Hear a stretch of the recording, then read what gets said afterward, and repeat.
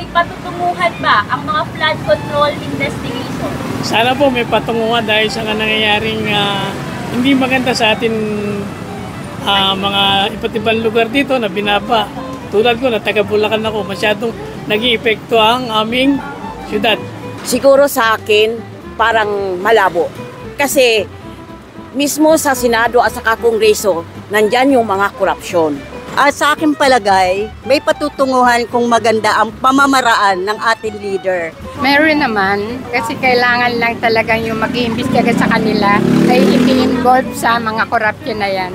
Sana nga magkaroon ng investigasyon na totoo. Na para sa inyo po ba, sino sa tingin ninyo ang dapat na mamuna sa investigasyon? Mga NBI.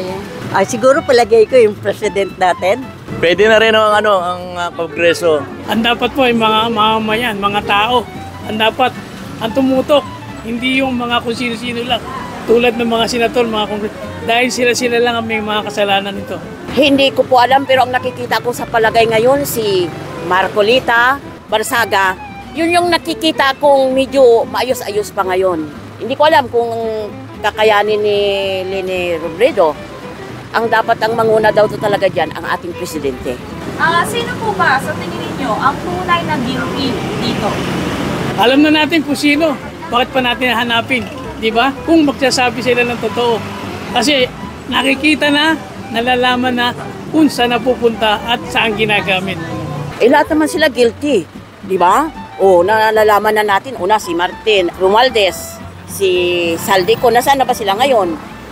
Na ngayon habang tumatagal, pati senador at saka sa kongreso, di ba? Yung mga nasa Malacanang din, at saka senator at saka congressman. Yung mga politiko at saka mga contractor. Para po sa inyo, ano ang dapat gawin sa mapapatunayang guilty?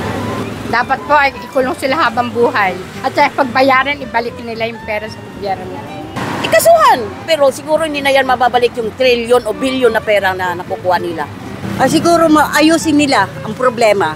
Dapat soli nila yung perang nakakulimbat nila at dapat makulong. Habang buhay na pagkakulong at ibalik yung perang kinuha nila sa mga taong nagbabayad ng tamang tax.